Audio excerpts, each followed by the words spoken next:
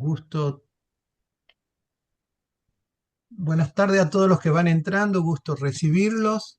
En breve vamos a iniciar la apertura de esta actividad con las palabras de la presidenta de la Asociación Argentina de Derecho Administrativo y de la vicepresidenta de la Asociación Argentina de Filosofía del Derecho, dado que su presidente, el doctor Dukelfi, se encuentra en una actividad académica en Perú, pero creo que estamos mejor representados con la doctora Orunesu que con el doctor Dukalki, pero bueno, si no fuera así, pido que Diego me disculpe. Eh, Vamos a dar 2 minutitos más, son las 18:03 y 18:05 empezamos, si les parece bien a todos. Muy bien. Un poco les recuerdo la modalidad, son 12 minutos para la exposición de cada uno.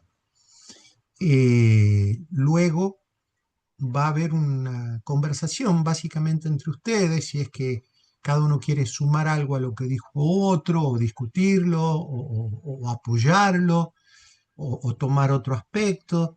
Y bueno, yo voy a hacer una breve introducción en el cual me gustaría dejarles 3 o 4 temas que no sé si los habrán pensado, 2 o 3 temas, pero que bueno, para mí son parte de la preocupación que quizás podamos, si no las consideramos ahora, en algún otro momento de reflexión. Ok. No está, a ver, estoy con inconveniente. Ahora, nueva ventana, me está escribiendo Liz Bardallo, pero ¿cuál será el problema? Va, no se está escribiendo, pues lo hace en el chat. Ingreso por el celular hasta que pueda resolver lo de la computadora. Perfecto. Gracias. Bueno, mientras Liz se va conectando, si les parece, podemos hacer la apertura de la actividad, y en este caso la presidenta de la Asociación Argentina de Derecho Administrativo, la doctora Analia Antic, va a dar las palabras iniciales. Por favor, Analia.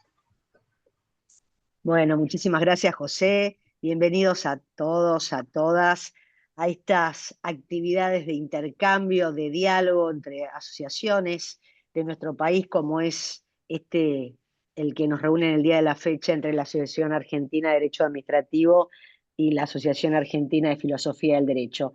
Y para un tema también altamente convocante, ¿no?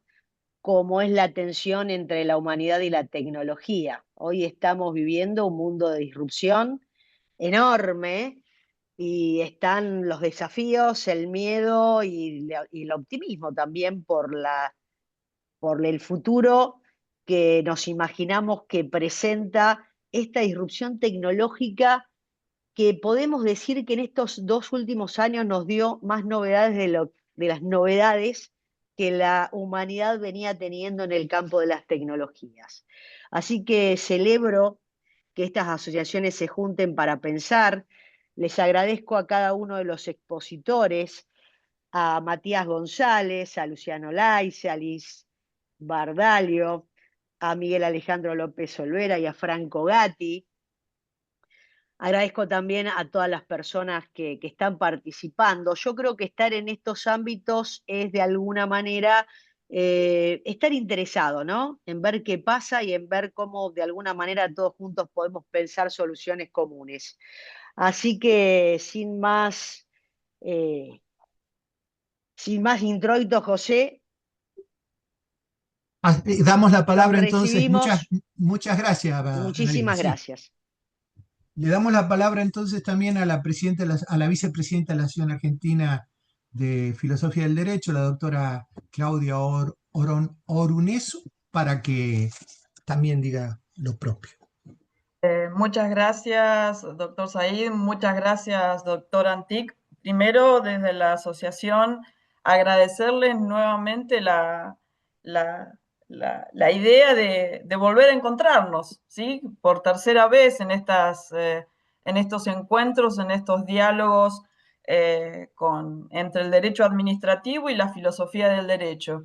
Y para nosotros es muy grato hacer este tipo de actividades porque quizás, y yo creo que es un defecto quizás de nuestra disciplina en general, pero también muy propio de la filosofía jurídica, que quizás tenemos una tendencia aislacionista por el propio entusiasmo de la disciplina, nos entusiasmamos con una determinada agenda teórica y no nos permite ver a veces la riqueza que proviene de la discusión con otros colegas, de otras miradas, y la importancia de advertir la complejidad de la realidad jurídica que los ciudadanos enfrentan cotidianamente.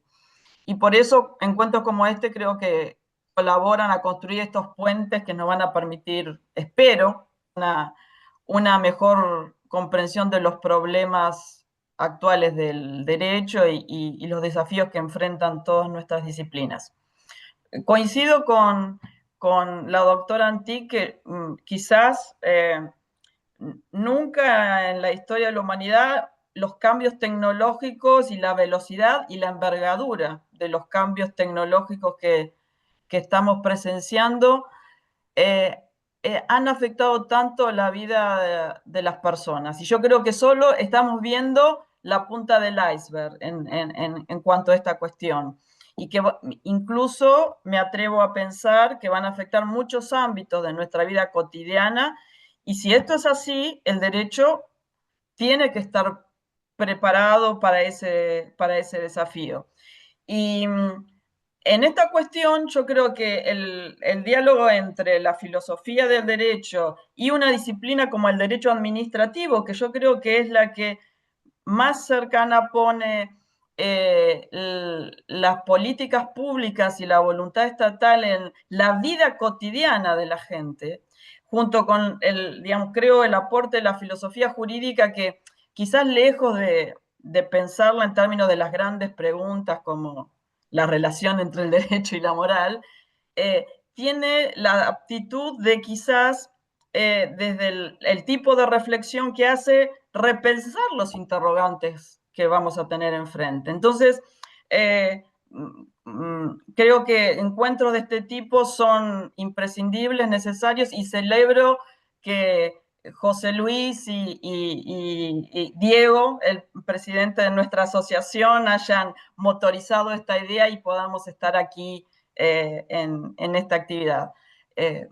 Hago también míos los agradecimientos de la doctora Antic a los expositores que tuvieron la tan maravillosa predisposición para justamente participar de estos diálogos. Y bueno, de mi parte nada más y muchas gracias. Bueno, muchas gracias a las dos autoridades que con tanta claridad señalan el valor de estas eh, reuniones de diálogo, ¿no? Yo, en verdad, cuando pensamos el nombre, alguien sugería conversatorios, y a mí la verdad que no me gusta más diálogo, porque hace referencia a por lo menos dos logos, ¿no? Y un poco esa es la idea, buscar, encontrar logos para, para avanzar en aclarar este mundo complejo. Bueno, cuando propusimos el tema, y lo charlaba con Diego, me pareció la idea de humanidad y tecnología desde dos puntos, ¿no? Voy a ser muy corto. Hay un libro excelente de Timothy Morton que se llama Humanidad, solidaridad con los no humanos. En ese libro de Timothy Morton hace un replanteo sobre el concepto de lo que es la humanidad para ver hasta dónde puede extenderse esta categoría y cuál sería lo provechoso o lo disvalioso de pensar la humanidad. Hace un año también o dos escuchamos al profesor Michel Preur, experto en derecho ambiental, profesor de francés y uno de los grandes motorizadores de los acuerdos internacionales sobre medio ambiente, que señalaba que en dos o tres últimas actuaciones o propuestas de pactos o de cartas internacionales se hablaba de los derechos de la humanidad, ya no del ser humano, ¿no? Y bueno, esto está quedando ahí, empieza a navegar ahí esta idea de humanidad como algo que tal vez sea diferente que el ser humano, tal vez porque esta idea de humanidad incorpora dimensiones futuras y dimensiones pasadas que la categoría humano no presenta.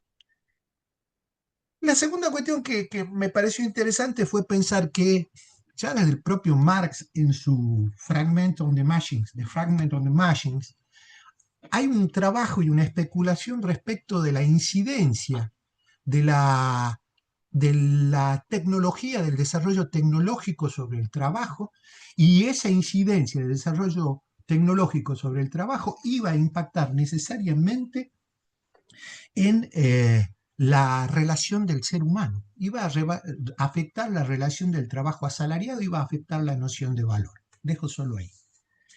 También Heidegger, tiempo después, en este siglo, se preocupa por el problema de la técnica, y en ese problema de la técnica, Heidegger advierte que la técnica es un desocultamiento. La técnica, la tecnología nos permite desocultar, revelar la realidad. Pero mientras que la técnica antigua, la artesanal, revelaba de manera respetuosa, la técnica moderna impone una lógica de explotación. Convierte en todo en recurso disponible, lo que él llama Bestán, incluyendo a la naturaleza y al ser humano.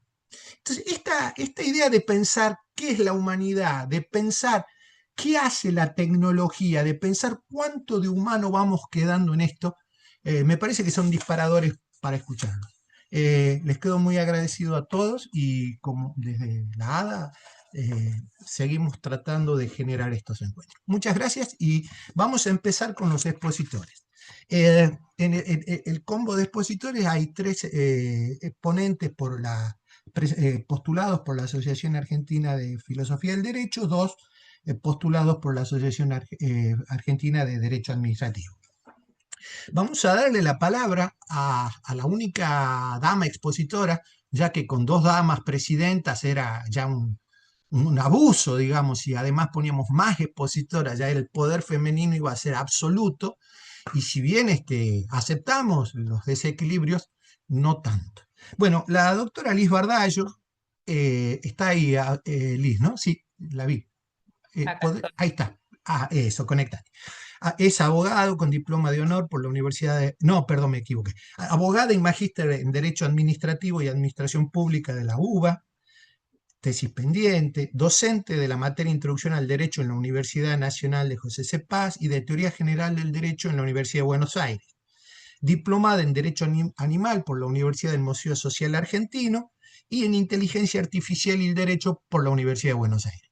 Liz, tus reflexiones. 12 minutos que se los voy a computar y vamos a ser estrictos en eso. Si a ustedes les parece y quieren, cuando falten 2 minutos, les aviso. Perfecto. Bueno, muchas gracias. Gracias. Adelante. Gracias, doctor Said. Muchas gracias a la Asociación de Derecho Administrativo y de Filosofía del Derecho por la invitación. La verdad es que me pone muy contenta. Creo que me entusiasmé con la cantidad de cosas que me anoté para contar hoy, así que bueno, voy a tener que ser un poco breve para no extenderme en el tiempo. Me gustaría a ver si puedo compartir una pequeña diapositiva. Me dice que no está activada la posibilidad de que comparta. A ver, A ver. Franco, ¿será posible? Ahora sí, ya te compartió, ¿Sí? hizo confitura, Ahí sí. está. Excelente, perfecto. Comparto ahí. Simplemente para tener algunas imágenes y que no sea solamente mi cara en la exposición. Bueno, bien. Entonces, a partir de estos comentarios introductorios, mi intención es, de alguna forma, combinando mis varios intereses, postular algunas reflexiones y pensamientos e inquietudes, sobre todo inquietudes existenciales que estamos teniendo en referencia a lo humano, ¿sí? A lo artificial, y también la consideración sobre los animales, que me parece que también vuelve a emerger con estas discusiones. Ahí cambié de pantalla, no sé si se ve porque a veces... Sí. Sí, perfecto, gracias. Bueno, Simplemente quería comentar que muchas veces sucede que pensamos que la inteligencia artificial nació con ChatGPT y la realidad es que nosotros ya veníamos conviviendo con muchas tecnologías que tenían incorporados inteligencia artificial, tales como Netflix con sus recomendaciones, Google Maps, Waze, ¿sí? Que predecían cuestiones de tránsito, ni que hablar de Cabify, Uber, que tienen también un sistema para poder entender las demandas y en función de eso planificar una ruta. Y también, ¿por qué no mencionar a Spotify, que también trabaja con inteligencia artificial? Esto simplemente para dar unos pequeños ejemplos y entender que está mucho más allá de lo que nosotros vemos ahora con ChatGPT. Bien, ahí cambié de diapositiva, aviso por las dudas por si se Sí, sí, traba. sí, se está viendo. Perfecto, gracias. Bien, la gran cuestión, la gran popularización de la discusión sobre la inteligencia artificial viene de la mano, como decía recién, de la habilitación a todo el público de ChatGPT, que a diferencia de las otras aplicaciones que comentaba recién, se llama inteligencia artificial generativa, ¿sí? Estas inteligencias artificiales como ChatGPT, DeepSeek, Perplexity, Cloud, bueno, hay un montón. Lo que tienen de característico es que procesan lenguaje natural, que es algo que cambia muchísimo las posibilidades de interactuar más allá de lo que es la programación propiamente dicha o lo que es la ciencia de datos. Y lo que hacen estas inteligencias artificiales, como dice su nombre, es generar, ¿sí? Texto, imagen, audio y video, ¿sí? Estas inteligencias artificiales tienen la posibilidad de tomar el lenguaje natural, ¿sí? En el lenguaje que todos nos comunicamos, sin necesidad de que sea un código binario, sino simplemente el lenguaje coloquial, formal, etcétera, pero que está disperso por todas las redes, y a partir de su procesamiento permite esta interacción mucho más sencilla, mucho más fácil y mucho más llana para todos y para generar, ¿sí? Supuestamente productos novedosos, ¿no? Está ahí la discusión, por supuesto, el tema del copyright, la propiedad intelectual, por esta cuestión de que las inteligencias artificiales tienen un gran proceso de acumulación de datos, ¿sí? Y estos procesos de aprendizaje son a partir de la posibilidad de lo que se conoce como la Big Data, ¿no? A partir de que hay una proliferación de datos en las redes, en Internet, esto permite entrenar estas inteligencias artificiales y bueno, acá está la discusión acerca de si es una producción original, si es una coproducción y demás cuestiones que, bueno, ahora se están debatiendo mucho en el ámbito del derecho privado.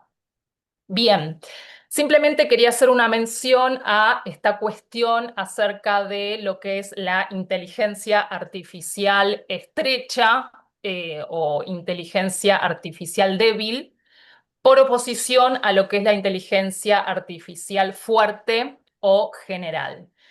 La inteligencia artificial estrecha o débil es la que actualmente utilizamos, con la cual actualmente interactuamos, que es esta que está simplemente orientada a realizar una tarea, ¿no? ChatGPT es multimodal porque puede producir imágenes, texto, videos y audio, pero se dedica solamente a una tarea, que es procesar ese lenguaje natural con el cual interactuamos. En cambio, la IA fuerte o general es esta promesa para el futuro, una pesadilla para algunos y un sueño para otros, que es la posibilidad de que la inteligencia artificial pueda realizar muchas de las tareas o la totalidad de las tareas cognitivas que realizamos los seres humanos y por ende ahí está, digamos, el mayor temor, ¿sí? Sobre la acaparación de los ámbitos en los cuales utilizamos nuestra inteligencia como herramienta principal para ejercer distintas actividades.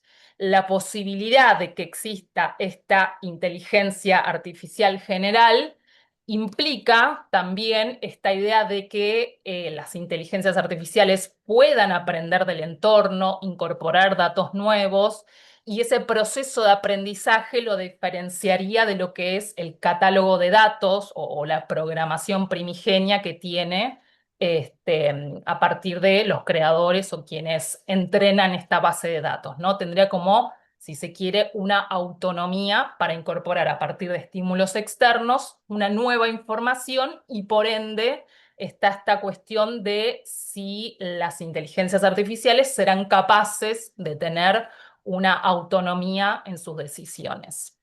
Incluso a mí me gusta mucho un científico de datos que se llama Ray Kurzweil, no sé si lo habrán oído mencionar, que él es un tecnooptimista y dice que incluso en algún futuro no muy lejano llegaríamos a tener una inteligencia sobrehumana, ¿sí? Es decir, que supere las capacidades y los resultados que nosotros obtenemos con nuestra propia inteligencia. Bien. Este ejemplo me gustaba traerlo porque es muy ilustrativo. Es un experimento que habían hecho desde una empresa para saber, ¿sí?, cuál era la visión del público y no solamente de los expertos acerca de cómo se tenía que dirigir un vehículo autónomo, o sea, un vehículo sin conductor humano, en diferentes escenarios dilemáticos, ¿no? Donde se presentaba sí o sí una tragedia. En estos ejercicios que planteaban en esta máquina moral, lo que está en el fondo es esta discusión de cuando las inteligencias artificiales estén en ciertos escenarios donde deban tomar decisiones, ¿a quién le adjudicamos la responsabilidad? ¿No? ¿Es a la máquina? ¿Es a sus creadores? ¿Necesitamos crear una figura especial? ¿Necesitamos pensar en un régimen de responsabilidad para estas máquinas? Y en este caso, básicamente, para no extenderme mucho, lo que planteaba esta máquina moral era, ante la eventualidad de un accidente inevitable, si el auto debía continuar derecho, ¿sí?, seguir por la ruta en la que venía y por ende sacrificar a sus pasajeros, o por si del contrario debía estrellarse, ¿sí?, contra alguna víctima, algún peatón que estuviera cruzando. Yo hice ese juego un poco macabro, si se quiere, y la verdad es que plantea situaciones sumamente angustiantes, ¿no? Porque uno se pone en el rol de decisor sobre si quitarle la vida a una persona, a una mujer, a un hombre, a un niño, a un anciano. Y la verdad es que es un juego súper interesante, juego o experimento mental, que no está muy lejano de que se convierta en una realidad, y de hecho seguramente sabrán que ya hubo algunos accidentes con los autos de Tesla, ¿sí?, que son sin conductor. Pero bueno, digamos que la cuestión acerca de esta posibilidad de que las máquinas tengan autonomía plena para decidir en situaciones en donde están en juego dos valores morales, como son la vida de los pasajeros o la vida de los peatones, se plantea en este escenario de los autos automáticos, pero no sabemos a qué otros ámbitos también se puede extender, con lo cual es un primer acercamiento a una evolución que va a tener la tecnología y que bueno, va a llevarnos a estos escenarios.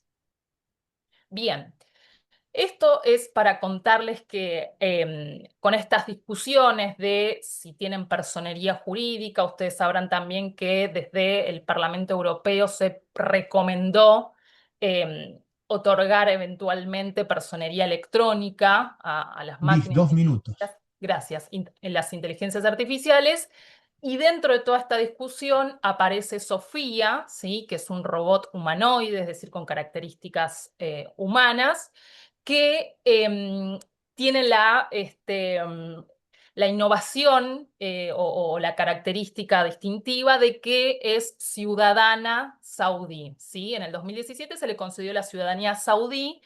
Y Sofía, si pueden ver algún video de ella, véanlo porque es impresionante, tiene la capacidad de aprender de las interacciones, ¿sí? Incorporar estímulos, hablar, y con eso dar nuevas respuestas y nuevas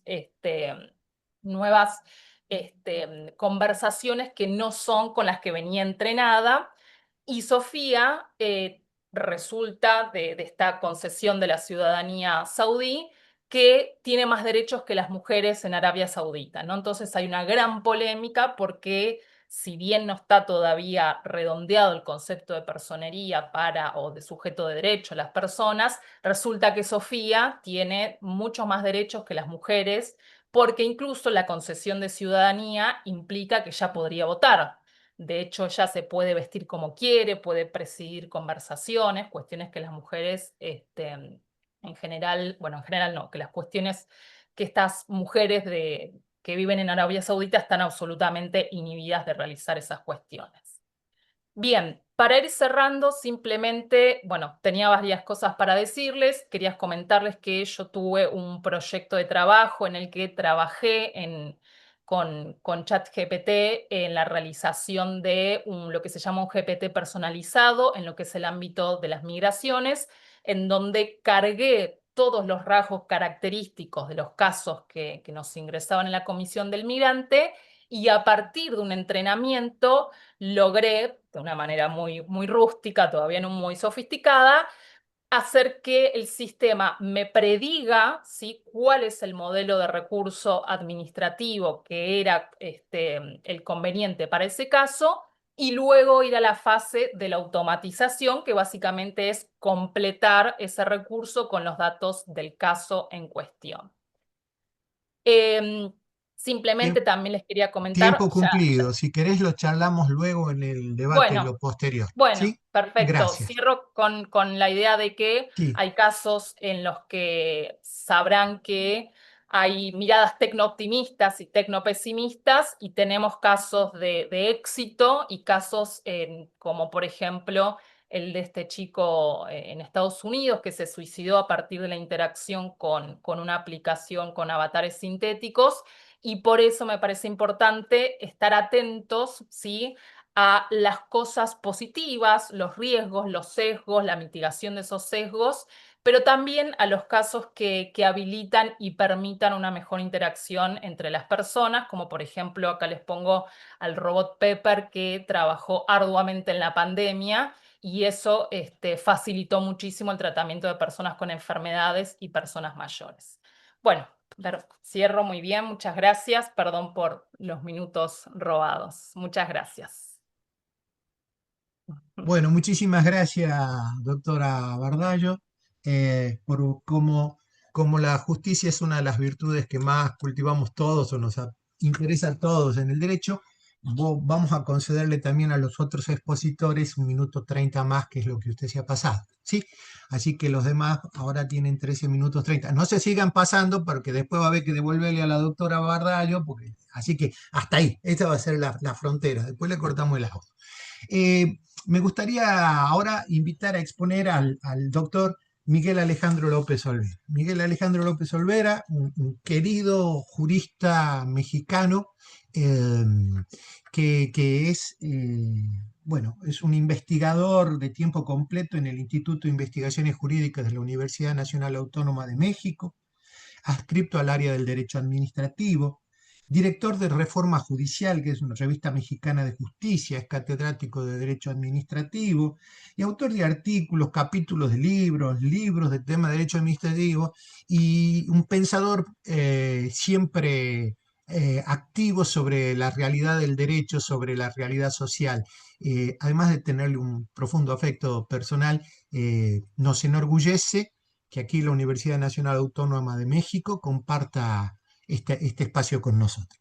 Miguel Alejandro, tu tema. Muchas gracias, muy buenas tardes, un gran saludo hasta Buenos Aires. Y bueno, pues en primer lugar agradecer a las dos asociaciones en las personas de sus presidente y presidenta, la doctora Analía Antic, a la vicepresidenta, la doctora Claudia Orunesu, y desde luego al querido profesor, al querido doctor José Luis Said por esta invitación. Bueno, pues sí, desde luego que es un tema muy, muy interesante, pero además con grandes repercusiones ya en nuestras vidas cotidianas. Desde que termina la Segunda Guerra Mundial, pues todos sabemos que se empieza a fortalecer y a centrar la idea en el respeto a la dignidad de la persona. Y las diferentes constituciones y ordenamientos jurídicos ponen ya el énfasis y reconocen expresamente este derecho fundamental, este derecho humano al respeto a la dignidad de la persona. Entonces empezamos un camino muy importante de fortalecimiento de nuestros sistemas jurídicos, incorporando derechos humanos de nueva generación, derechos humanos muy, muy importantes. Los últimos, por ejemplo, el derecho al mínimo vital, el derecho a la ciudad, el derecho a la buena administración pública, el derecho a la prohibición de corrupción o, como le decimos acá, el derecho humano a vivir en un ambiente libre de corrupción. Entonces, pues vamos fortaleciendo nuestros ordenamientos jurídicos con nuevos derechos, nuevos principios, nuevas garantías, precisamente para poner en el centro del reconocimiento de los ordenamientos jurídicos a la persona. Es un vuelco muy importante de 360 grados, porque originalmente los sistemas jurídicos tenían como prioridad el respeto a las normas, el respeto estricto a la ley, el respeto a las constituciones, pero vean cómo hay un giro ahora muy importante, incluso el término derechos humanos, pues digamos que se va estirando para proteger otros entes. En México, la Constitución dice que todas las personas gozarán de los derechos humanos y entonces también la Suprema Corte señala que las personas jurídicas, las personas morales, también son sujetos de derechos. Y como todos sabemos, recientemente también el concepto derechos humanos ya incorpora en su halo de protección a la naturaleza y también a los animales. Pero por otro lado, también vemos un desarrollo muy, muy importante de la tecnología. La tecnología va avanzando, como lo dijo la doctora Claudia Orunesu, a pasos agigantados y entonces va realizando, va apoyando a las personas, a las administraciones en la realización de sus tareas. Y llega desde luego esta novedosa tecnología denominada inteligencia artificial. Desde el ámbito del derecho administrativo, vemos que hay un apoyo muy importante de la tecnología en el desarrollo de las funciones públicas y de los servicios públicos. El derecho administrativo es la rama del derecho, precisamente, encargada del análisis, del estudio, de la reflexión de la función pública administrativa que desarrollan los distintos poderes y órganos estatales. Pero hay una preocupación muy importante de los teóricos de nuestra disciplina, porque ya vemos que algunas tareas, algunas actividades, funciones que tendría que desarrollar un funcionario público, un servidor público, persona física, persona humana, ya está siendo sustituida esta tarea por una tecnología, por un sistema, por una plataforma, por una aplicación. Y entonces ahí es donde observamos que los derechos humanos tienen que tomar su papel preponderante y principal. Creo que es muy importante, creo que sí es bueno utilizar la tecnología en beneficio de las personas, en beneficio de la humanidad, en beneficio de la sociedad, pero siempre cuidando el respeto y la tutela de los derechos de las personas. Desde hace algunas décadas que en México y desde luego pues en muchos países del mundo Las leyes establecen la obligación para que los entes públicos cuenten con una plataforma, con una página web para publicitar, para cumplir con su deber de transparentar y poner en acceso abierto a los documentos públicos para que todas las personas conozcamos lo que está haciendo el gobierno, lo que están haciendo estos poderes, estas autoridades. También desde hace algunas décadas que nosotros incorporamos la política de la mejora regulatoria y por ley todos los entes públicos tienen que contar con una página web para publicitar y para que las personas puedan realizar sus trámites y obtener los servicios. Entonces, estamos hablando de conceptos importantes que pues no duplican, pero realizan una función respecto de los procedimientos administrativos y los actos administrativos.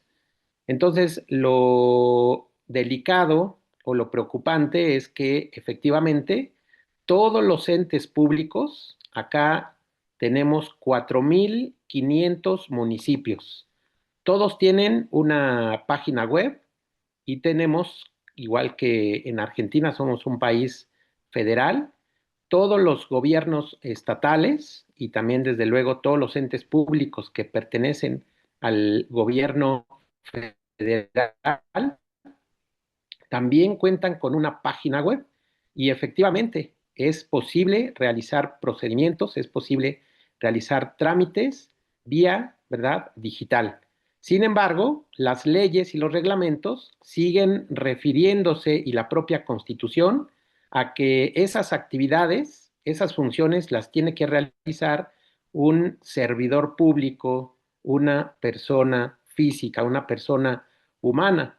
Entonces hay una duplicidad y yo creo que podemos hablar de administraciones públicas tradicionales, físicas, ¿no? Donde las personas van a la ventanilla, al edificio, a la oficina, pero también pueden acceder a estas funciones y servicios a través de una administración pública digital donde esas actividades ya se ventilan desde los ámbitos digitales.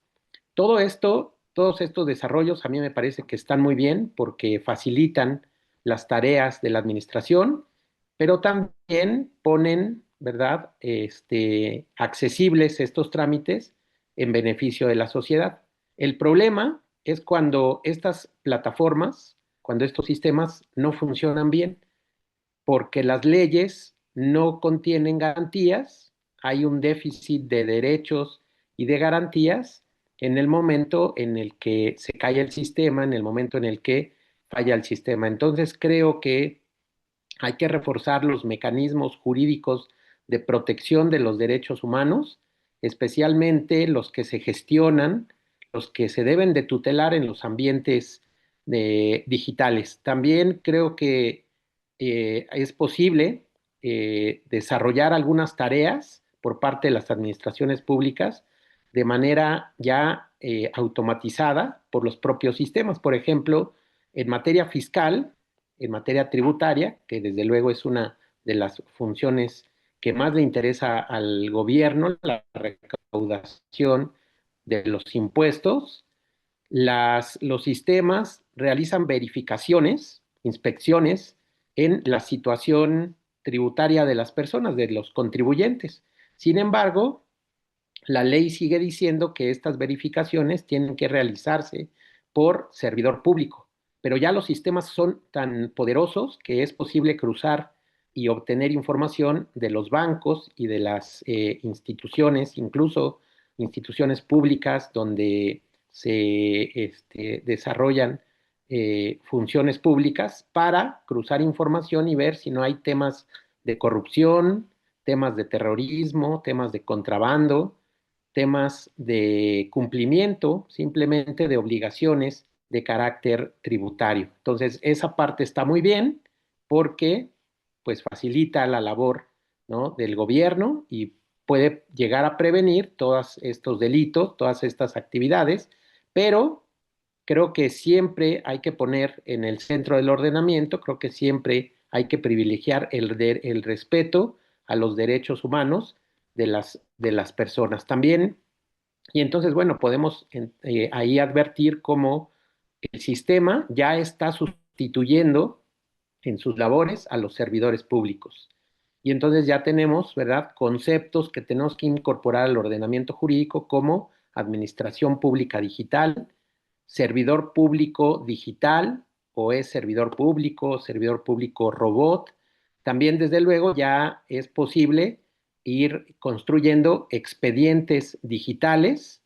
Allí hay que cuidar mucho la protección de datos personales y, desde luego, la interoperabilidad. La interoperabilidad. En algunos municipios, en algunas páginas web, se pone a disposición una pestaña para que las personas voluntariamente creen su expediente digital ciudadano y incorporen, ¿verdad?, documentos que siempre piden las administraciones públicas, como el acta de nacimiento. Acá tenemos una cédula donde constan nuestros datos, nuestro nombre y nuestros datos de fecha de nacimiento. Ese documento es la CURP, es una cédula que se descarga del sistema y entonces siempre tenemos que entregar ese documento. La cédula fiscal donde están los 2 datos minutos, Miguel, perdón. bancarios, ¿ok? Y entonces, pues no observamos que en estas páginas existan garantías de protección de datos personales. Entonces, está muy bien que avancemos hacia los expedientes digitales y hacia la interoperabilidad para que ya no tengamos que entregar documentos duplicados en una diversidad de administraciones públicas. Pero yo creo que hay que reforzar la protección de los derechos humanos y también, desde luego, podemos hablar de actos administrativos digitales como una nueva vertiente. Entonces, creo que la enseñanza del derecho, las nuevas leyes también tienen este impacto tan importante en la vida de los ciudadanos, en la vida de las personas, y precisamente es una tarea muy, muy importante que nos corresponde ahora a los administrativistas de pensar en nuevas formas de enseñanza del derecho y también en la resolución de estas problemáticas que ya se están dando sin una previa regulación en el ordenamiento jurídico. Estas son las ideas que quería compartir y, desde luego, las pongo sobre la mesa para la discusión siguiente. Muchísimas gracias por la invitación nuevamente. Bueno, muchísimas gracias, Miguel. Excelente, realmente muchas cosas para pensar, muchas cosas para tener presente, ¿no? Para que la lógica de la tecnología no nos haga olvidar la lógica del derecho, ¿no? Bueno, vamos a pasar a nuestro tercer expositor. Va a ser un colega de la Asociación Argentina de Filosofía del Derecho. Es el doctor que fue de última, además quiero decirlo, el primero que se conectó, muy puntual, muy atento, el doctor Matías Ignacio González, abogado por la Universidad Nacional de Mar del Plata, investigador y docente adscripto en Teoría General del Derecho en la Universidad Nacional del Mar del Plata, consultor y traductor independiente en materia de políticas de seguridad ciudadana. Doctor Matías Ignacio González, tiene usted sus 12 minutos más 2, 14. Bueno, muchas gracias por la presentación. Muchas gracias también por el espacio para dejarme presentar algunas ideas iniciales, que son parte de un trabajo de investigación más largo, pero que me va a servir bien discutir, me va a hacer bien discutir con ustedes para encaminarlo de la mejor manera. Y bueno, gracias a la Asociación Argentina de Derecho Administrativo y a la Asociación Argentina de Filosofía del Derecho por el espacio, a la doctora Claudina Brunesu, que me realizó esta invitación. Voy a compartir pantalla, una presentación breve para mantenerme más o menos en tiempo y ir ilustrando algunas ideas. Estimo que se ve bien, cualquier Sí, cosa, perfecto. Vamos a hacer así. Bueno, los temas que yo quería discutir hoy o plantear hoy están todos vinculados con la idea de las decisiones automatizadas y la supervisión humana suficiente en el ámbito del derecho administrativo. Pero primero, para discutir justamente los puntos que tengo en mente, hay que decir dos palabras o definir brevemente qué voy a entender o qué quiero decir con decisiones automatizadas o modelos de tomas de decisiones automatizadas en este trabajo. Y principalmente quiero señalar que, o voy a entender que hay dos elementos en estos modelos de toma de decisiones automatizadas. Un primer elemento es este que vemos aquí, un sistema computacional, un algoritmo entrenado de esta manera, a través de la recopilación de grandes volúmenes de datos, un procesamiento y una respuesta que va a tener un carácter estadístico, predictivo, matemático, aplicada a una tarea y en base a ciertas recompensas y castigos se lo entrena para dar un tipo de respuesta en particular. Pero un segundo elemento de este modelo de toma de decisiones tiene una faz más práctica, una característica más práctica, que es justamente que estas respuestas que ofrece el sistema, que en este caso va a ser un sistema de inteligencia artificial, van a servir como apoyo a la toma de decisiones en un ámbito social en concreto. Ahora voy a dar algunos ejemplos, pero funciona básicamente así: a través del ingreso de datos, los procesa y responde en base a su entrenamiento, y esta respuesta o este output final va a ser un insumo para una toma de decisiones en particular, para un proceso decisorio en particular. O podría llegar a darse el caso también de que este output final tenga la forma o esté formulado de la misma manera que la decisión final que nosotros esperamos, que en este caso vamos a ver más adelante, que es la de un acto administrativo. Con la utilización de estos sistemas de toma de decisiones, eh, se ha notado en muchas instancias que se hacen descansar en él o en este uso de estos sistemas ciertas expectativas, principalmente que podemos esperar que las decisiones que resulten de este modelo de toma de decisiones sean más objetivas o más equitativas. Y por otro lado, eh, se puede esperar un incremento en la escalabilidad o una mejora en la escalabilidad, la replicabilidad y la eficiencia de los procesos decisorios, de la carga de trabajo. Sin embargo, contra esta primera impresión o contra estas posturas, si se quiere, tecnofílicas, se ha señalado ya, y casi de manera clásica, o se ha puesto en crisis esta idea de objetividad en el uso de estos modelos de toma de decisiones y en la inteligencia artificial en general. Se ha puesto en crisis eh, y se ha señalado que esta objetividad no es tal, o que decir que un sistema de inteligencia artificial es objetivo es una generalización que surge de utilizar el concepto de algoritmo sin detectar una ambigüedad en él. Esto, en dos palabras, podemos distinguir dos conceptos o dos acepciones de dos sentidos de algoritmo. Sería de esta manera, a través de conceptualizar un algoritmo en sentido estrecho y un algoritmo en sentido amplio. El algoritmo en sentido estrecho se trata de una construcción matemática con una eficacia probada para resolver un tipo de tareas eh, prefijadas. Ahora, cuando nosotros también decimos algoritmo o señalamos un sistema algorítmico, hacemos uso de este tipo de expresiones, también referimos a algo más amplio, a un sentido de algoritmo mucho más amplio, que tiene que ver ya con un cuerpo de datos que se utilizan para el entrenamiento de un algoritmo de aprendizaje.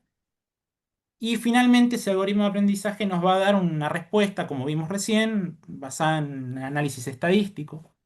Y cuando nosotros hablamos de toma de decisiones automatizadas, estamos hablando de este sentido de algoritmo, de un sentido de algoritmo en sentido amplio. Em, y cuando profundizamos un poco más en este sentido amplio de algoritmo, vemos que hay múltiples instancias en estos tres elementos que mencioné, que esbocé recién, que pueden definirse de otra manera, pero es una manera de abarcarlo, que conllevan o que implican instancias de intervención humana. Cuando nosotros definimos el problema que vamos a abordar con este algoritmo, cuando elegimos qué algoritmo en sentido estrecho vamos a utilizar, seleccionamos los datos, finalmente supervisamos su resultado. Todas estas instancias, todos estos momentos son aquellos en los que es posible decir que em, va a haber algún grado de intervención humana y con eso va a haber alguna introducción de valores o de sesgos humanos que finalmente nos van a hacer imposible decir que un sistema algorítmico es objetivo. Con esto en mente, pero también por otros problemas, es que se ha llegado a construir esta noción de supervisión humana suficiente de estos sistemas de inteligencia artificial. Con el objetivo principalmente, dice ahí, de evitar consecuencias que son no deseadas. Se han diseñado, o se trajo a colación este concepto para referir instancias de control de un sistema por al menos una persona natural que tenga la capacidad, la autoridad para influir en la operatividad del sistema, los efectos o las respuestas que da. Y si bien la noción de supervisión humana suficiente es un género que comprende muchas especies, aquí en particular, en los temas que me gustaría tratar, voy a hablar de una en particular que es la supervisión humana suficiente del resultado final o del output que nos da un sistema de inteligencia artificial que luego utilizaremos como apoyo para tomar una decisión. Este tipo de modelos de supervisión humana suficiente se suelen denominar human over the loop, ¿no? El humano controlando ese circuito. Em, los modelos de supervisión o el funcionamiento de la supervisión humana suficiente comprende dos requisitos o dos elementos que hay que prestarle atención. El primero es tratar de definir cuáles son los estándares de suficiencia, en otras palabras, cuáles son los requisitos procedimentales o personales que tiene que tener el supervisor de ese output para mejorar sus tareas de supervisión, pero también para evitar caer en sesgos de confirmación o de automatización. Y después tenemos que prestarle atención a las características o las condiciones técnicas del sistema, que son las que habilitan a ese supervisor a realizar su tarea, a revisar el funcionamiento del sistema. Ellas están casi siempre vinculadas con la explicabilidad del sistema, con su transparencia, con la accesibilidad de la información que utiliza, con su confiabilidad.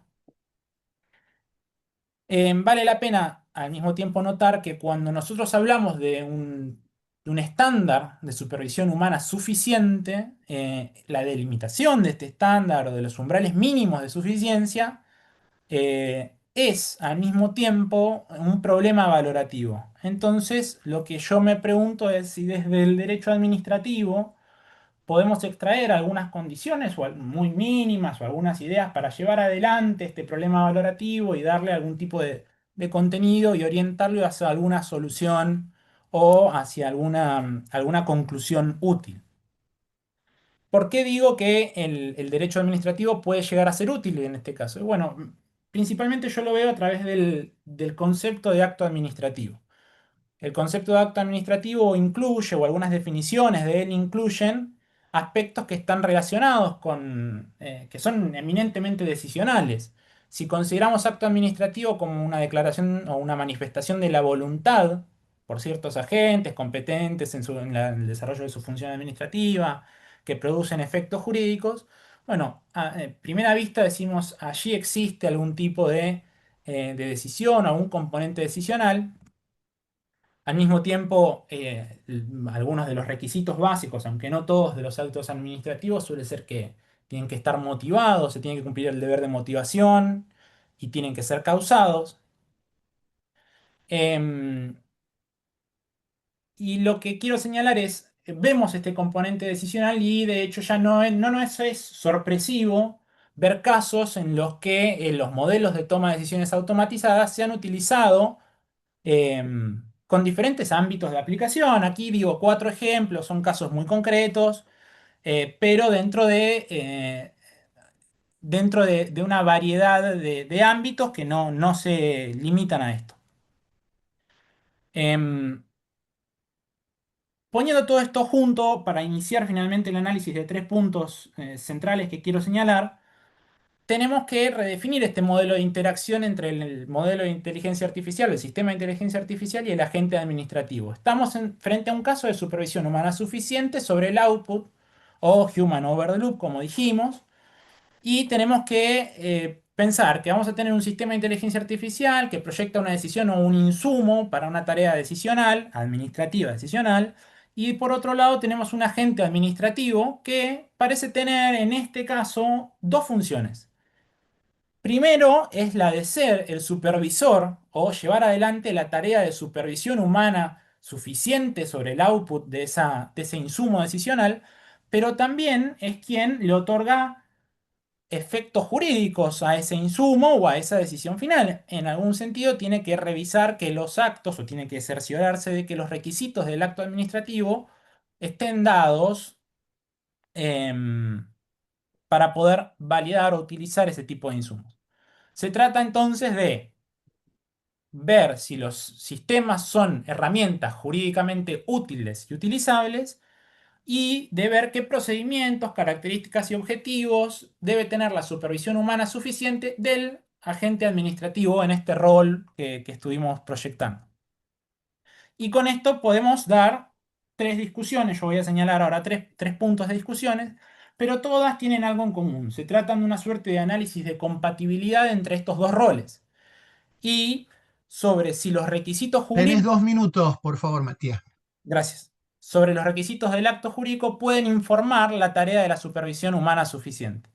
La primera es muy sencilla, tiene que ver con em, las condiciones técnicas del sistema frente a sistemas, por ejemplo, de caja negra, en donde no podemos saber cuáles son los factores que influenciaron la decisión del sistema de inteligencia artificial. Vemos una primera incompatibilidad con el deber de motivación. El sistema tiene que ser explicable, pero determinar el umbral de explicabilidad es un problema también valorativo. Una manera de abordar esto es a través de las exigencias que suelen hacerse a las decisiones prácticas, las justificaciones que le exigimos a una decisión práctica, una justificación interna, que las premisas, que haya una coherencia lógica entre las premisas y la conclusión, y una justificación externa, es decir, que yo pueda fundamentar de dónde elegí o de cómo se eligieron esas premisas. Concluyendo justo este punto, un sistema de inteligencia artificial utilizable y útil debería ser capaz de exponer sus decisiones en términos que permitan a la gente construir o verificar esta doble justificación. Respecto del deber de motivación, algo ya también mencioné, pero la información que explica cada decisión del sistema de inteligencia artificial puede llegar a ser por su cantidad o complejidad inabarcable por un ser humano. Entonces hay que pensar, si el humano es un validador de las decisiones que nos da un sistema de inteligencia artificial, hace suyas las motivaciones de esa decisión validada. Y en ese sentido tenemos que preguntarnos algo posterior, que es si podemos considerar equivalentes las razones del sistema de inteligencia artificial que son estadísticas con las razones que nosotros utilizamos para decidir actos o para fundamentar actos administrativos de la manera más tradicional. Hay otros puntos aquí que voy a dejar de lado para concluir la presentación más rápido. El último punto tiene que ver con estrategias o metodologías que se utilizan en estos Se ha ámbitos. cumplido el tiempo, Matías. Bien. Lo comentamos después, si querés. Lo comentamos después. Bárbaro, muchas Muchas gracias. gracias. Bueno, muy interesante. Además, ese link que has hecho con el derecho administrativo, para nosotros tiene una trascendencia significativa. Así que muchísimas gracias. Bueno, Bien. ahora vamos a escuchar a otro de los colegas propuestos por la Asociación de Derecho Administrativa, el doctor Franco Gatti. Es abogado con diploma de honor de la Universidad Nacional de Rosario, Master in Global Rule of Law and Constitutional Democracy, con la máxima calificación extraordinaria que da la Universidad de Génova.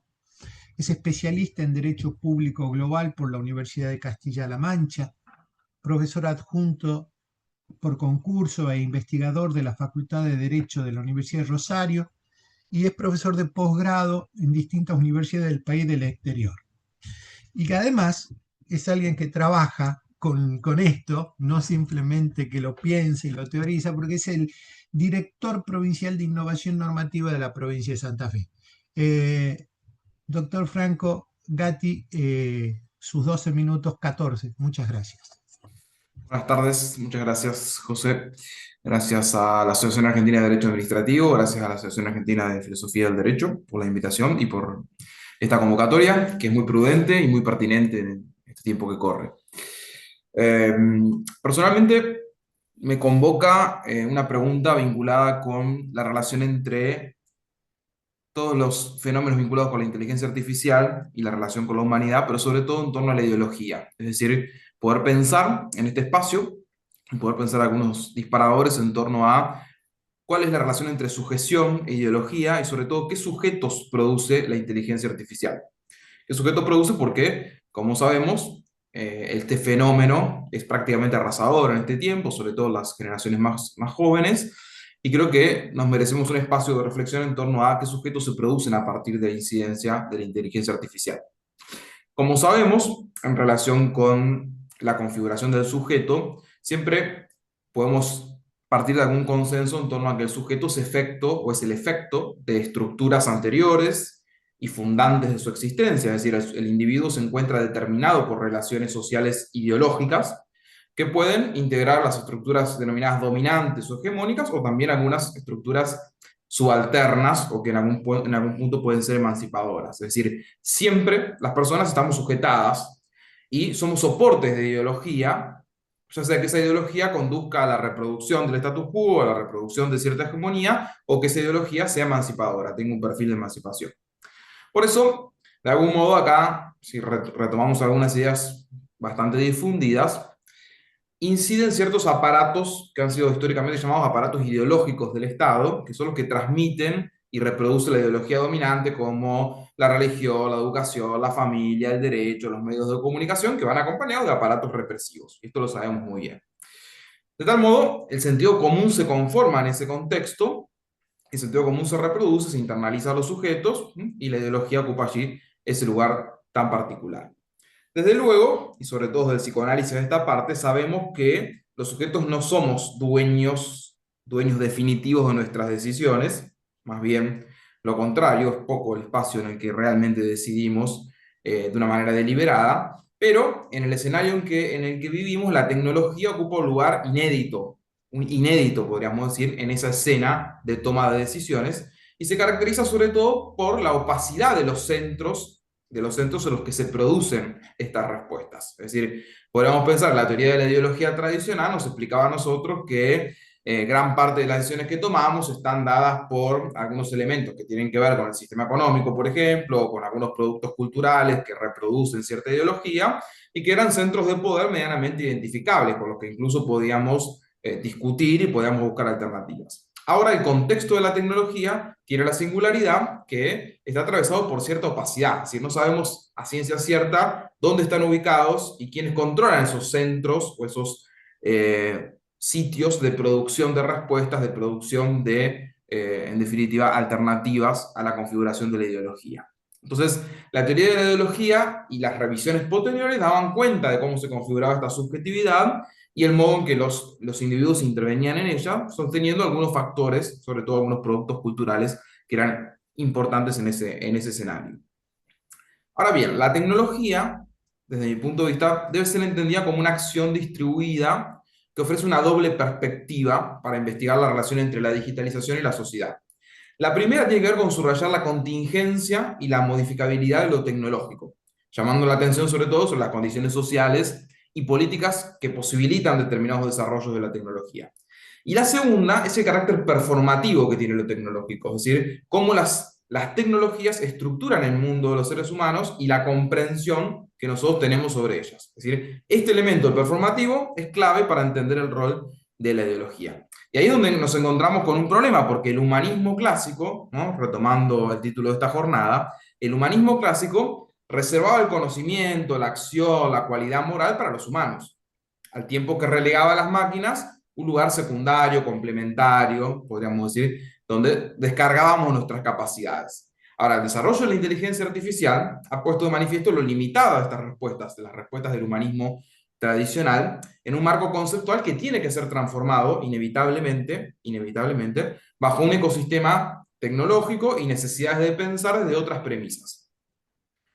Ese espacio cotidiano de acción que antes se compartía con otros seres humanos, o que tradicionalmente se compartía solo con otros seres humanos, ahora debe ser compartido con actores tecnológicos, y eso desde luego que modifica algo que podríamos llamar la relación entre autonomía y control. Por eso me parece que es momento, en términos de reflexión filosófica y de pensar cómo funciona el Estado en relación con estos conceptos, de tratar de forjar una teoría crítica de la inteligencia artificial.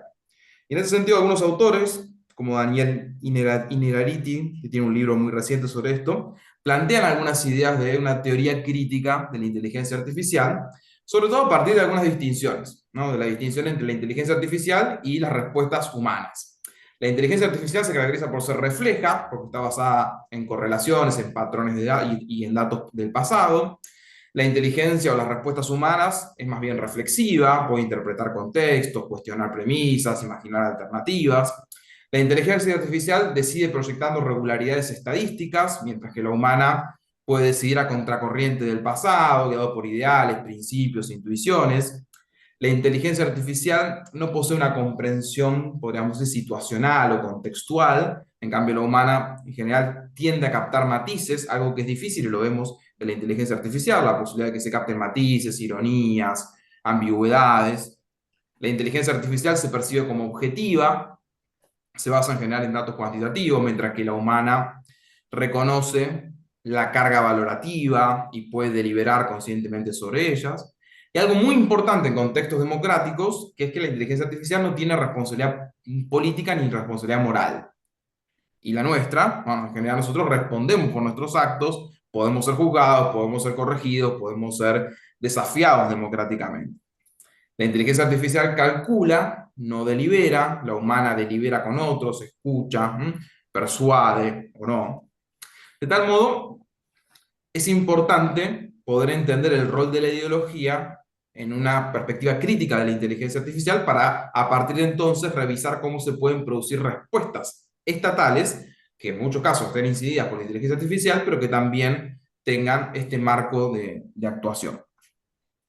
En ese sentido, una teoría crítica de la inteligencia artificial tiene que, en primera instancia, cuestionar algunos supuestos ideológicos, sobre todo esta presunción de objetividad de la inteligencia artificial. Me parece que ese es un gran punto de partida, ¿no? Cuestionar esa presunción de objetividad o de asepsia y entender que detrás de la inteligencia artificial también están atravesadas ciertas ideologías.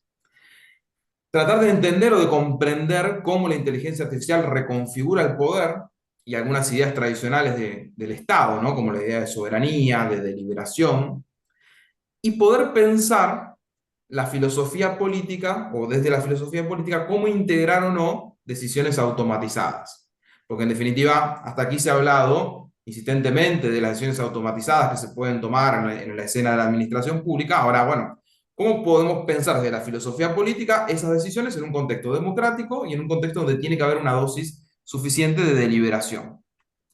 En ese sentido, tenemos que, desde mi punto de vista, revisar la posibilidad de construir responsabilidades claras entre los humanos y las máquinas, entre los humanos y la inteligencia artificial, tener una garantía de control que sea significativa, que no haya una delegación total en la inteligencia artificial.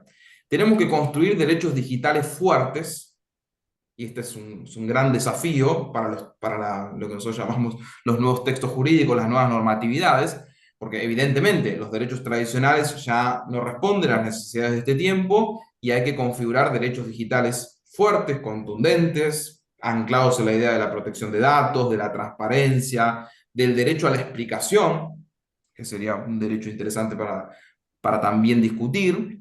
Nosotros aquí en la provincia de Santa Fe estamos en un proceso de reforma constitucional y uno de los temas habilitados por la ley de necesidad es el de derechos digitales y creemos que allí hay un gran desafío para dar una respuesta del Estado. Y otro punto importante, vinculado con los derechos digitales, tiene que ver precisamente con la tutela de la intimidad de las personas y de algunos datos que son muy sensibles y que en el escenario de la inteligencia artificial pueden estar en cuestión.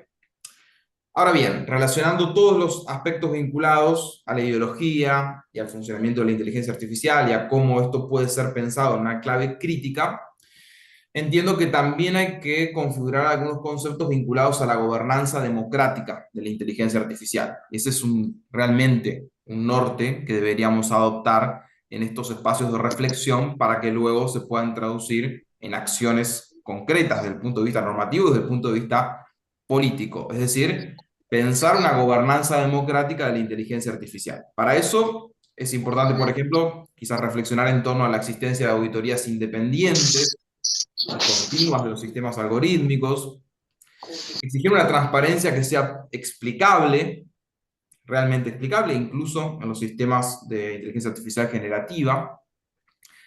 Algo que es mucho más complejo, pero que creo que también es momento de discutir en torno a esto, que son los mecanismos de participación ciudadana en el diseño y en el uso de las tecnologías. Me parece que ahí también hay todo un campo por recorrer en torno a, bueno, qué participación va a tener la ciudadanía en la configuración, en el diseño de estas tecnologías, que en definitiva luego van a ser utilizadas para resolver problemas o para definir cuestiones que son de su implicancia. Y luego la posibilidad, creo que esto puede ser mucho más complejo, de desarrollar instituciones de supervisión tecnológica, es decir, de cómo efectivamente se supervisa el rol de las tecnologías en este escenario. De tal modo, desde mi punto de vista y desde mis ámbitos de interés, que son la filosofía y que también es el derecho público en general, creo que tenemos que recuperar algunos conceptos tradicionales, como la idea de precisamente el vínculo entre el sujeto y la ideología, en el contexto de un Estado de Derecho democrático, y por lo tanto es innegable el rol que tiene la inteligencia artificial, es innegable el rol que tienen los derechos digitales o que tienen los derechos en general en la escena de la tecnología, pero sí una teoría crítica del uso de la inteligencia artificial nos puede servir no solo para ahondar a la reflexión en torno a estas ideas, sino también para brindar respuestas muy concretas desde lo normativo y desde la dimensión política en torno a, bueno, ¿qué vamos a hacer con la inteligencia artificial? Sobre todo teniendo en cuenta que ineludiblemente su avance va a copar o va a atravesar diversos ámbitos de nuestra vida, prácticamente todos, y tenemos que atravesarlas por los principios que son centrales para nosotros del derecho público y también desde la filosofía del derecho, como los principios vinculados con el sistema democrático y con la protección de los derechos humanos. Así que algunas de esas respuestas tienen que ver con esto, con la gobernanza democrática, con la protección de los derechos digitales y con pensar el grado de participación ciudadana en estas tecnologías. Muchas gracias. Franco, muchas gracias. Impresionante la sujetada al tiempo. Muchas gracias. Lo había preparado en torno a los 12 minutos, por eso. No, estuviste bárbaro. Te los vamos a devolver en otra jornada, te vamos a dar 4 más.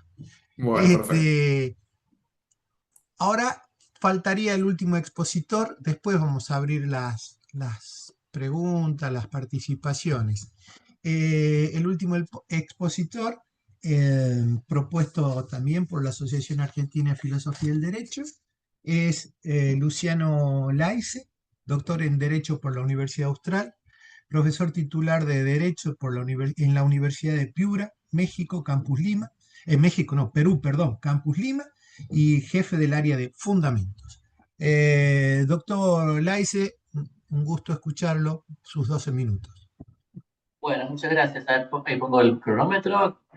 Bien, muchas gracias por la invitación a la Asociación Argentina de Derecho Administrativo y la de Filosofía de Derecho, a la cual pertenezco primordialmente, ¿no?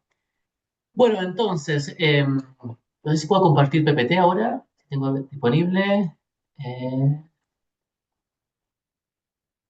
Ahí está. Ahí.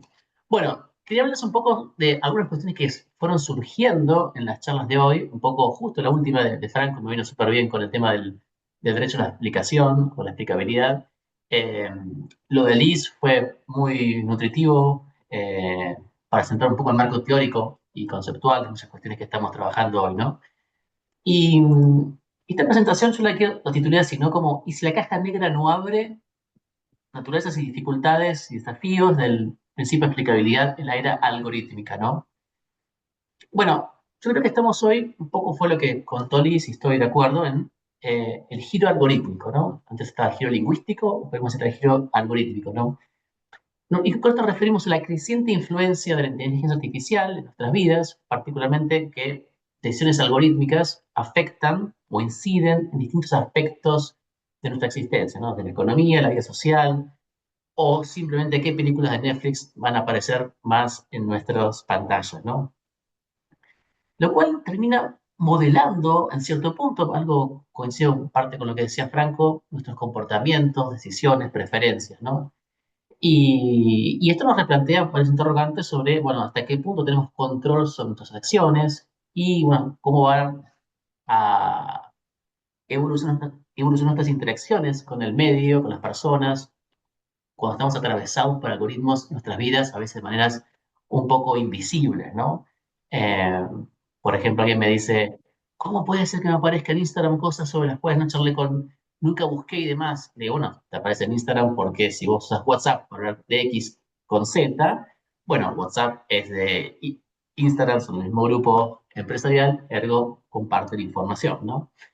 Eh, Esto presenta muchos desafíos para la ética, eh, cómo respetamos la autonomía humana en este contexto, cómo evitamos los daños, la justicia, lo que más me interesa hoy es la aplicabilidad, ¿no?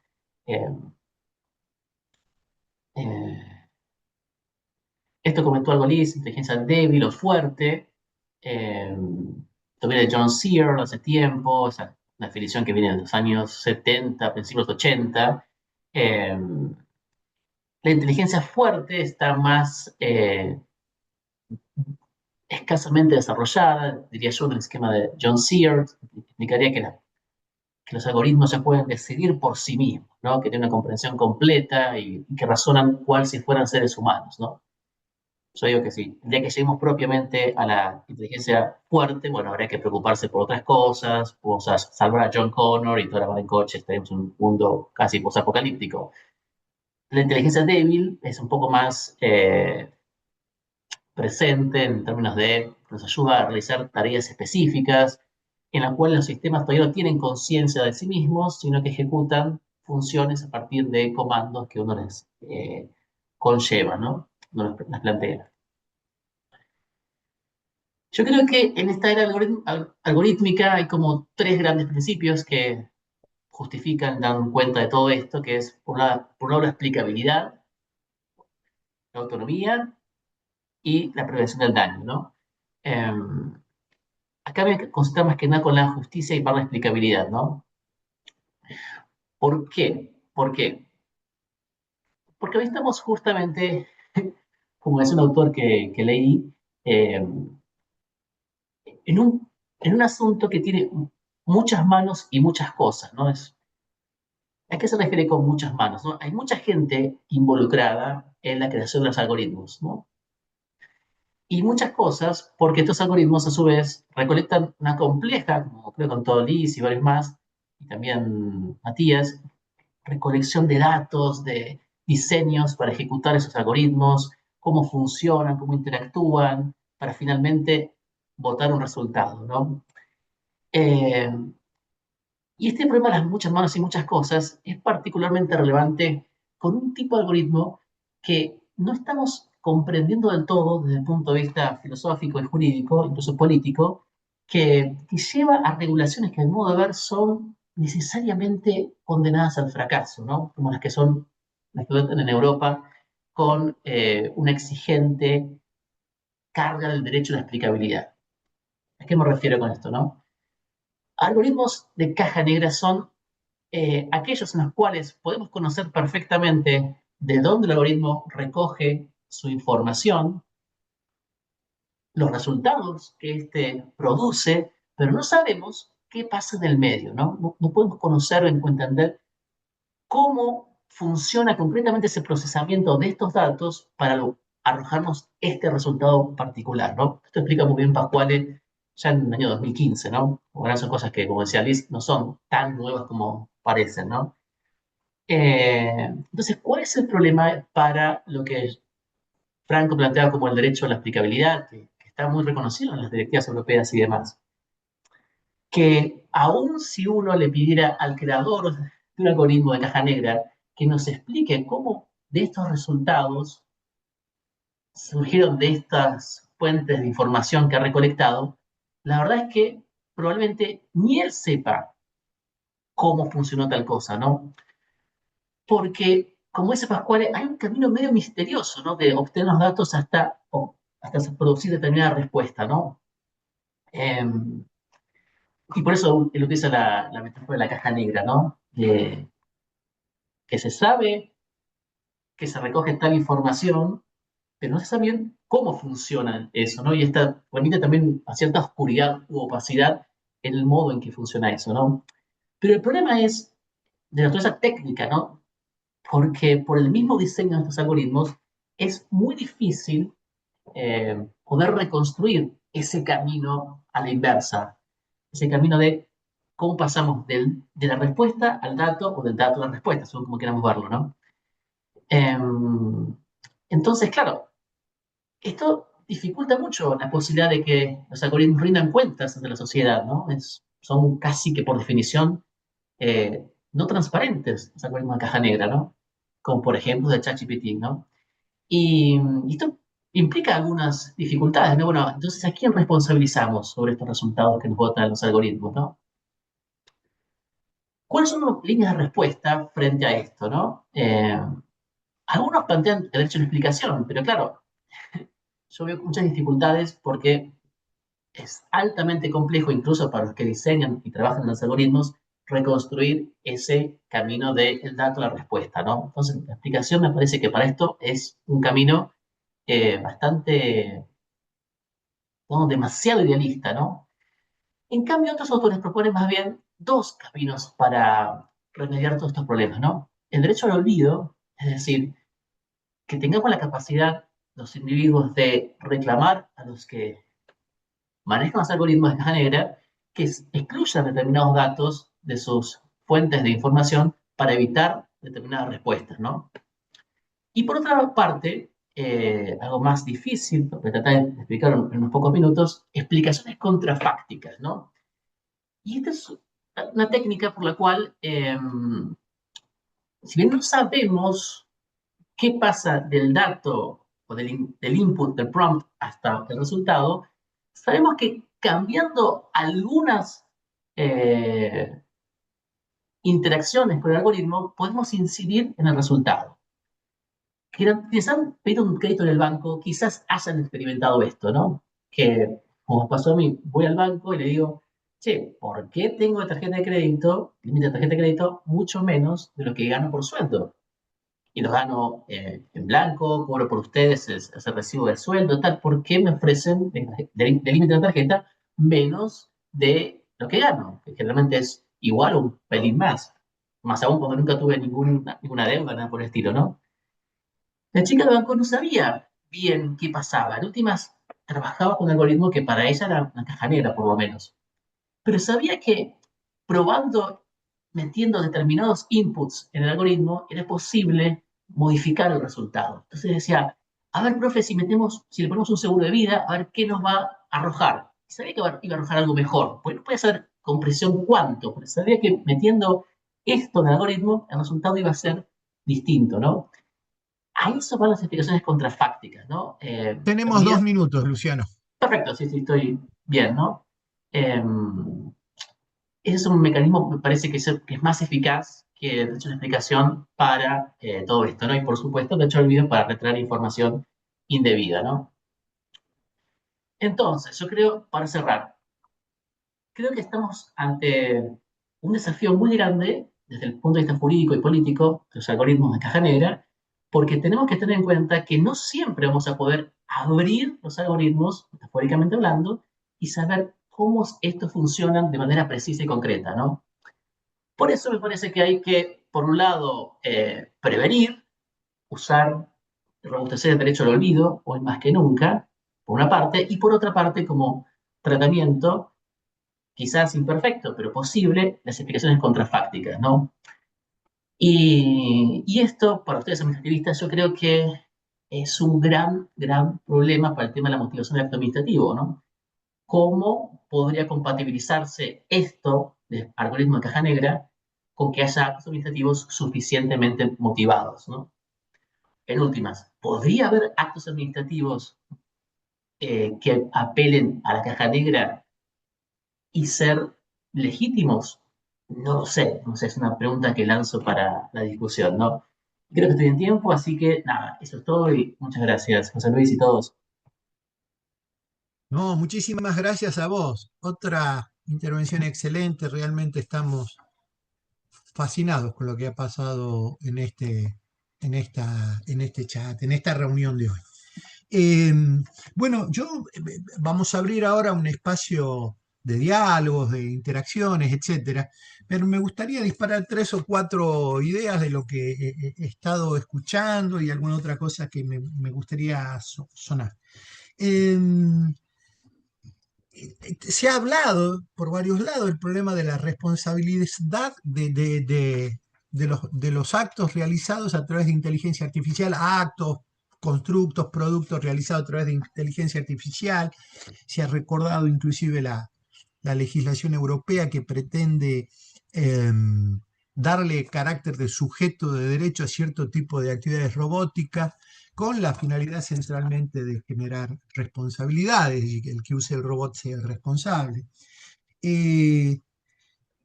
Claro, esto nos llevará luego a pensar entonces qué tipo de responsabilidad vamos a generar cuando nos paramos en el ámbito de la responsabilidad hacia la administración, hacia otros ciudadanos, determinada por la administración, y serán responsabilidades objetivas. ¿Cómo vamos a matriciar esto? ¿Van a ser responsabilidades tarifadas, toda vez que esto va a venir a ocupar una especie de tipo de seguro en general para los daños que se produzcan por la inteligencia artificial o no? Recientemente, un caso en España indicaba que se había utilizado la inteligencia artificial para predecir el grado de peligrosidad que tenía un sujeto respecto de otra persona a la cual se había excluido en su trato. Se le permitió visitarlo y bueno, la persona lo mata. ¿Sí?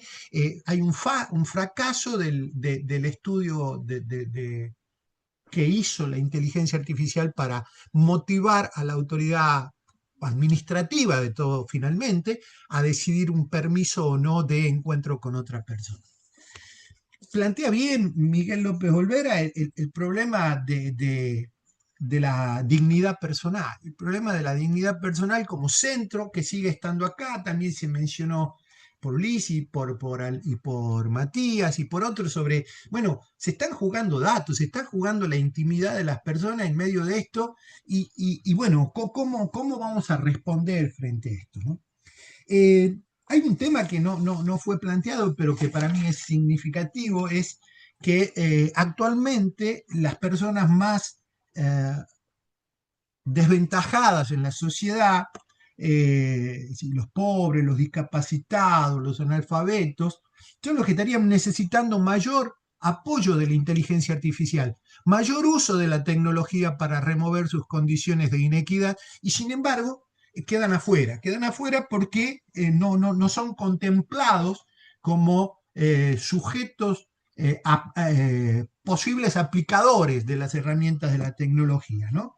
Hay una relación innegable entre el bienestar humano y el desarrollo técnico, y sin embargo, no sé si estamos plantando los principios humanistas suficientes para poder guiar esto. Algo de esto hablaba, creo que Luciano, cuando hablaba de la ideología que tenemos detrás de esto, ¿no? Es decir, ¿con qué ideología vamos a mover esto? No sé, hay más cosas.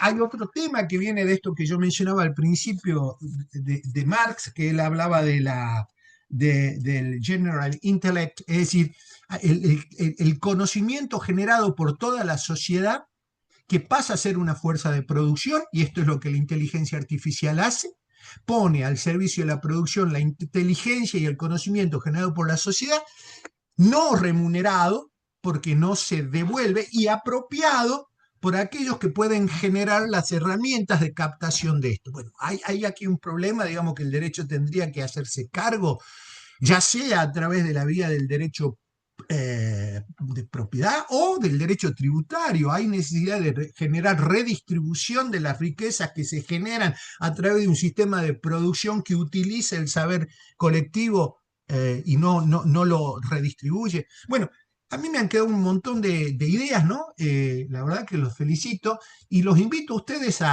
no sé si alguien quiere agregar algo sobre lo que dijo otro, generar nuevas reflexiones, etcétera. Si fuera así, activen el micrófono y me señalan y les voy dando la palabra, por favor.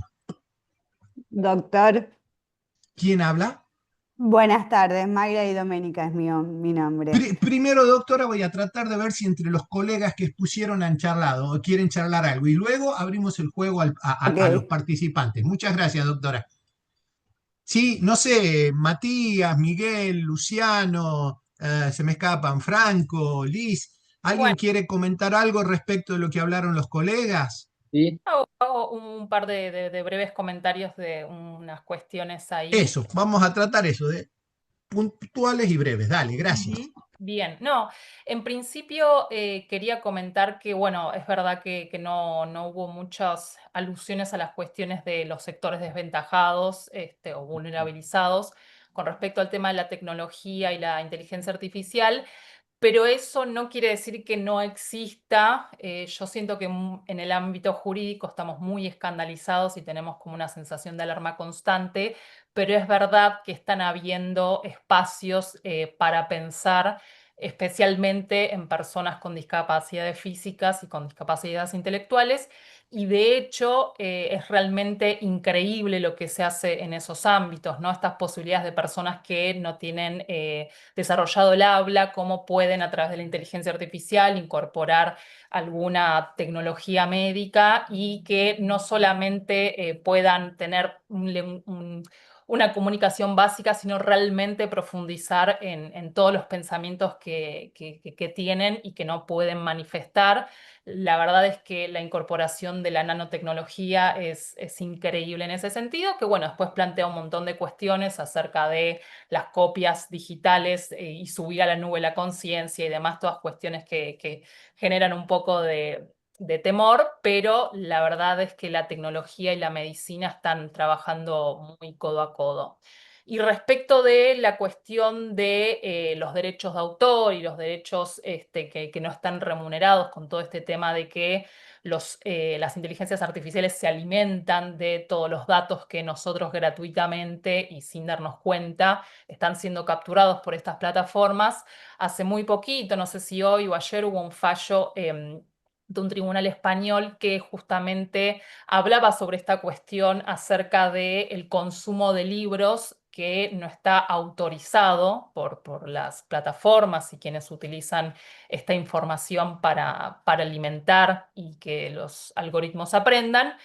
Y dio un fallo muy, muy interesante que no me voy a extender, pero que básicamente lo que planteó es que en algún punto es lo que los humanos hacemos, ¿no? Nosotros consumimos libros y consumimos obras de otras personas y las transformamos y es parte de nuestro bagaje y de nuestro conocimiento y eso no significa ni suplantar ni reemplazar. Sino que tiene que ver con una construcción acerca de los conocimientos y que la asemejó al proceso que los humanos hacemos con las obras de los demás, literarias o otro tipo de producciones. Y bueno, me parece muy interesante porque sale un poco de este eje público-privado, derechos de autor y eventualmente violentar siempre los derechos de copyright o propiedad intelectual. Muchas gracias, Liz. Interesante el aporte. ¿Quieren tener otros 2, 3 minutos cada uno de los que expuso para seguir? Ya hizo Liz lo suyo, les doy la posibilidad. No sé, Matías, Miguel Alejandro, Miguel, dale. muchas gracias. Bueno, en México no tenemos, digamos, formalizados los colegios de abogados. No hay colegios de abogados. Hay colegios de abogados privados que no están reconocidos, digamos, por ley, pero como ustedes saben, la Corte Interamericana y también la jurisprudencia de la Suprema Corte del Poder Judicial de México ha venido fortaleciendo con diferentes criterios el derecho a la defensa técnica adecuada. Entonces, a mí me parece que la tecnología puede ayudar a fortalecer el derecho, sobre todo el derecho a la defensa, sobre todo a personas que son vulnerables acá hay un grupo ya bien identificado en la jurisprudencia de personas o de grupos vulnerables, en los cuales se ha hecho necesario, obligatorio por criterio del Poder Judicial, el acompañamiento, el patrocinio, la asesoría de un abogado perito en la materia. Entonces, me parece que pues, la tecnología, especialmente en el derecho administrativo, cuando las personas pues interactúan con las administraciones públicas en los ámbitos digitales, podría fortalecer este derecho disparando tal vez algún tipo de alerta, correo electrónico, notificación, a las defensorías públicas y también a los colegios de abogados.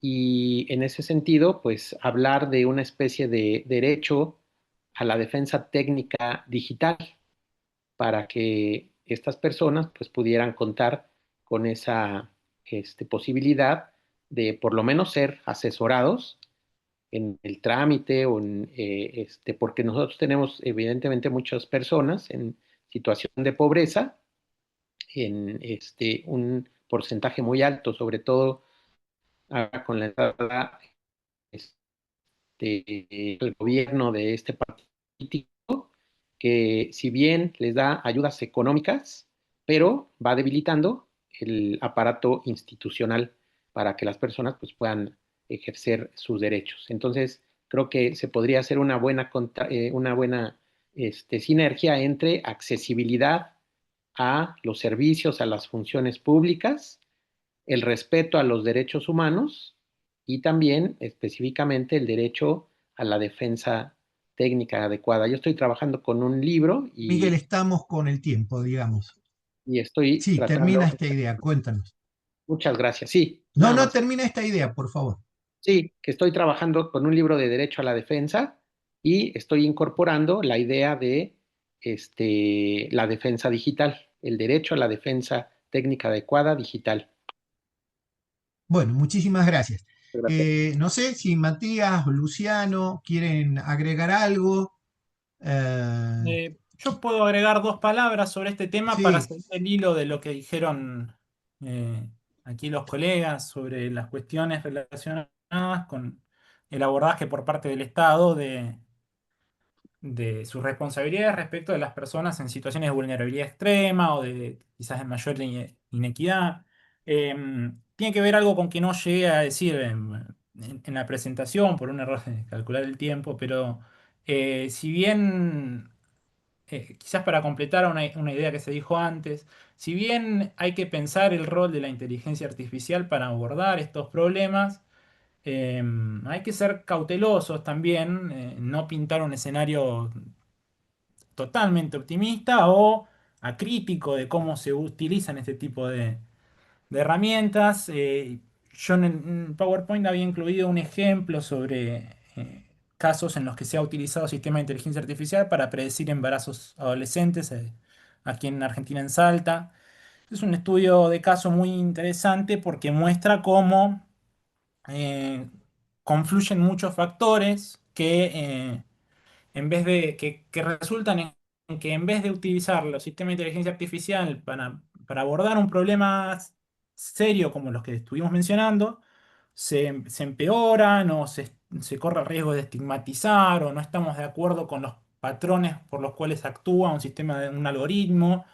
Digamos, estos sesgos discriminatorios que se pueden notar en cómo funcionan estos sistemas de inteligencia artificial, a veces aplicados a este tipo de problemas, hay que estar muy atento, principalmente porque cuando hablamos de inteligencia artificial hablamos de algo que tiene algunas características diferenciales, aunque no todas, y muchas de ellas pasan por la escalabilidad y la replicabilidad en la que utilizamos estos sistemas. Es decir, el alcance que tiene el uso de este sistema no es lo mismo, no está controlado, no puede ser controlado de la misma manera y no puede ser explicado de la misma manera, como decía Luciano, que son explicados actos administrativos quizás más tradicionales o que no recurren a ellos.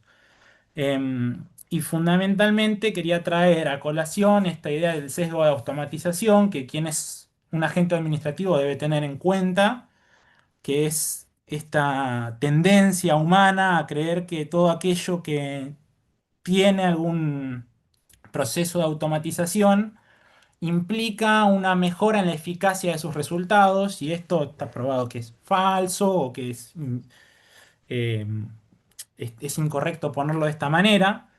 Eh, Te pido que entonces, cierres la idea, Matías. cierro, Pasaron los 2 estoy minutos. ahí, la dejo por ahí Dale. porque me parece que justo quedó bien. Perfecto. Sí, sí, el tema de este, ¿no? De este sesgo y el mito de la eficacia. Muchísimas gracias. Nos quedaría también, si quiere agregar algo, Franco, Luciano, ninguno de ellos. A Bueno, Franco José se le desconectó internet porque está en Santa Fe, en un departamento que está perfecto. ocupando, pero que no es de él, y está complicado con la conectividad. Recién Viste, me estamos avisó y hablando me de la pidió que lo gente escuchemos. vulnerable y tenemos un expositor que se ocupa. Él es un Caramba, vulnerable. un vulnerable. Luciano, No tengo mucho más que agregar. Por ello, creo que el tema de la vulnerabilidad y los sujetos vulnerables y todo esto, ¿no? Es como tanto una oportunidad como un desafío y una dificultad a la vez, ¿no? Creo que por un lado, por ejemplo, facilita el acceso a la justicia, los mecanismos de la inteligencia artificial y demás, al tornar más inteligible, más sencillo algunas cuestiones con todo esto, ¿no? Em, Habría que capacitar más, qué sé yo, por ejemplo, los policías en las comisarías para que hagan los actas de procedimiento con inteligencia artificial para agilizar un poco lo que hacen cuasi mecánicamente en algunas partes de esos procedimientos, que son bastante mecánicos, ¿no? Y eso podría ayudar a todos, ¿viste?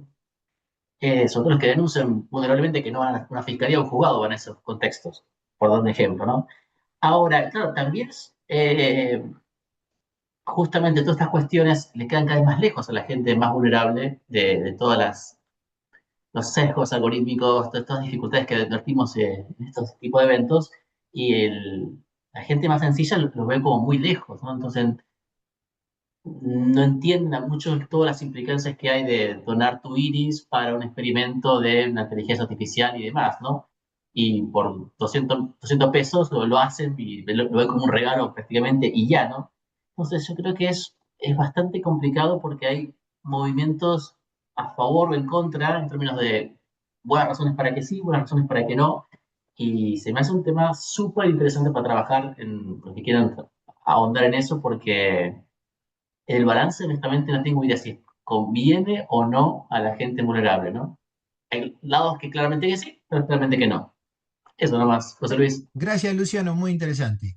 Bueno, la doctora, había una colega, la doctora Di Domenica había pedido la palabra. Por favor, doctora, habilite y haga su pregunta. Buenas tardes, muchas gracias. Era- Quería transmitir una inquietud, escuchaba que estuvo muy interesante, los felicito a todos los expositores y pensaba en este camino que plantaba el doctor Gatti a esta gobernanza democrática con implementación de IA. ¿En qué eslabón preparamos a los agentes públicos? Porque son los que están encargados de esto. Yo soy empleada pública del municipio del sur de la provincia de Santa Fe hace 22 años y entonces llega primero la incorporación de inteligencia artificial a agentes públicos que muchas veces no tienen la preparación ni siquiera de tener conciencia de lo que implican los actos administrativos de las tareas que realizan a diario. Entonces, me parece Perfecto. interesante incorporar en este análisis a este factor humano del agente público Ujú. para llevar esto que decíamos de la supervisión humana suficiente. Es una inquietud. Muy, muy interesante. ¿Alguien quiere darle una respuesta, un aporte, un complemento a lo que dice la doctora Doménica? ¿Alguien de los expositores? Simplemente quería agregar que es absolutamente válido el comentario y es una preocupación que tiene que tomarse realmente con extrema urgencia, porque la realidad es que los empleados públicos, funcionarios, están utilizando las herramientas de inteligencia artificial, pero en los márgenes de lo que es, digamos, la utilización oficial o la actuación oficial. Entonces, no es que todavía no ha aterrizado ni en el Poder Judicial ni en el Poder público administrativo, sino que se está utilizando como una herramienta para apoyarse sin el debido conocimiento. Y una de las cuestiones fundamentales sobre esta utilización de estas herramientas es el tema de la anonimización, porque ahí se corre el riesgo de que cuando uno, en pos de querer cumplir con los tiempos y la carga y la demanda de trabajo, no sabe cómo ocultar o cuidar los datos personales y sensibles, que son los que a su vez alimentan estas inteligencias artificiales, y por ende estamos entregando datos realmente muy, muy personales, y que nosotros no sabemos cuáles pueden ser las implicancias después sobre el aprendizaje con esos datos y esa información con la que trabajamos en el ámbito público, que suele ser, si no personal, por lo menos sensible, y bueno, y genera una vulnerabilidad extra a las personas, a mi entender. Gracias, Liz. Me permito aportar que hace tiempo, ya hace más de 3 décadas, Alemania ya había establecido una especie de ombudsman de datos, ¿sí? Había un funcionario destinado a hacer la defensa de los datos que los sistemas van tomando de las personas, ¿no? Ya con la historia clínica que uno la lleva en una tarjeta magnética donde se puede acceder a todo, etcétera. Bueno, el uso de toda esa información, entonces se ha creado un área específica, digamos, de la función pública para supervisar el uso de los datos. No estamos hablando de supervisar de los datos ya recogidos, no de supervisión de la aplicación, que es lo del sistema SUS, ¿cómo es que se llamaba eso que compartió allí este sistema humano de supervisión? Yo les quería comentar, quizás dejar también como un aporte más, si vale, que a mí me quedó dando vuelta a lo de Heidegger, que tenía una cierta relación compleja con la tecnología, ¿no? Para él la tecnología no era simplemente un conjunto de herramientas o máquinas, sino una forma de revelar el mundo, y además tiene un carácter performador, que fue dicho acá creo que por Luciano, si no me equivoco, o por Franco. Hay un carácter performador y somos distintos de acuerdo al tipo de tecnología, a la forma de procesar e incorporar la tecnología en nuestras sociedades. Hay un filósofo chino, nacido en Hong Kong, Yu Hui, que toma esta idea, pero expande la noción de performatividad que tiene Heidegger, la descentraliza y la conecta con una perspectiva global y plural. Y entonces dice que las tecnologías performan diferente a cada uno de los pueblos donde se aplican conforme tradiciones, modulaciones, etc. No hay una sola esencia técnica, sino hay una multiplicidad de formas de relacionarse con la técnica, enraizada en cosmologías distintas, la andina, la africana, la china, en fin, que también tenemos que pensar esta idea de la inteligencia artificial o de las tecnologías desde una mirada multiculturalista para ver cómo impacta en la performación. Bueno, creo que tiene que ver también con la globalización, etcétera, pero no aporto más ahí. No sé si alguien quiere hacer otro aporte, alguna pregunta.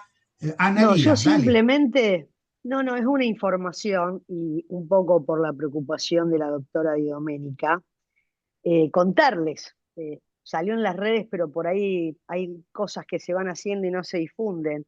Un compromiso muy fuerte asumido tanto por la Universidad Nacional del Litoral como por la Universidad Nacional de Rosario y el propio gobierno de la provincia en el tema justamente de alfabetización digital del personal que trabaja en la provincia.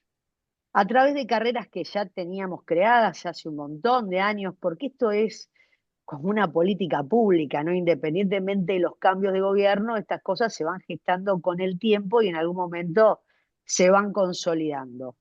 Creo que ahí está un poco la respuesta, no de decir, la alfabetización digital que tiene que tener una pata, que es el propio gobierno que quiere alfabetizar, evidentemente sus gremios son otra pata fundamental, y evidentemente la academia. La academia no puede quedar afuera de esto y tiene que estar formando a su gente permanentemente para estar a la altura de las circunstancias y de las necesidades que hoy tiene una administración que debe funcionar completamente diferente a cómo viene funcionando.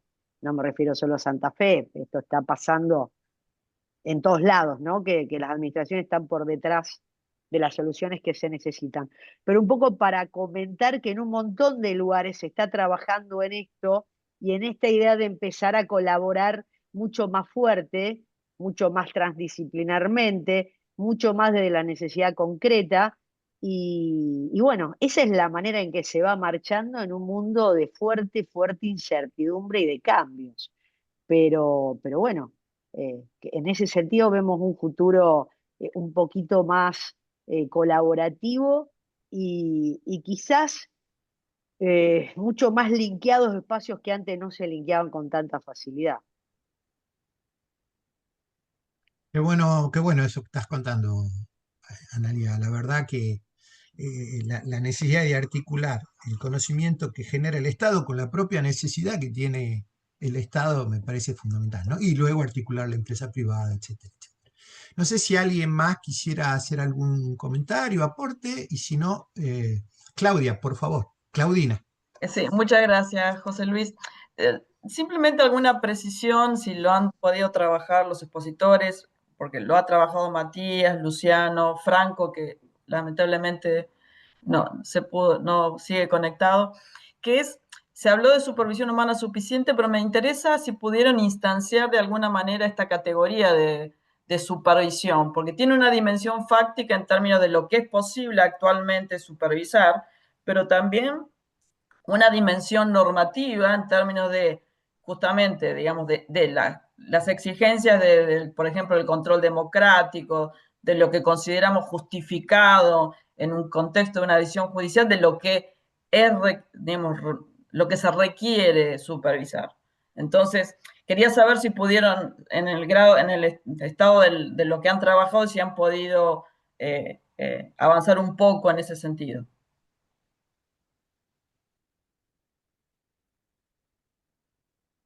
Sí, no sean descorteses, contéstenle. Pues, Matías, Ahí quizás. Luciano levantó la mano. Luciano. Bueno, Matías está más autorizado para todo esto, lo trabaja mucho más a fondo el tema, ¿no? Pero, a ver, yo me pregunté exactamente algo muy parecido a Claudina. Como sabrás, soy naturalista, pero tengo una vertiente analítica muy fuerte. Producto de Juan, Pilar, que me impregnaron eso. Y en tal sentido, claro, yo creo que hay una gran dificultad en todo eso, en que primero me parece que hay que comprender las posibilidades fácticas de todo esto. Y es difícil eso porque a veces, por ejemplo, en las directivas europeas son muy normativas, muy prescriptivas. Tenés que explicar, tenés que ser transparente, tal. Y yo voy a decir, pero flaco, no se puede transparente completamente los algoritmos.